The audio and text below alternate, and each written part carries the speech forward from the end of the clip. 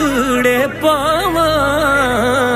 दूर है मेरे दिल दा माही मैं किवें ईद मनावा ते मां प्यो नाल जगते खुशियां ते नदियां क्या बातां मां प्यो बाजू लंघदियां नाही ईदां ते शबरातां जिन्ना दे नहीं जगते मां पे ओ अथरू पूजण आपे खुश किस्मत ओ लोक जिन्हां दे जींदे होवण मापे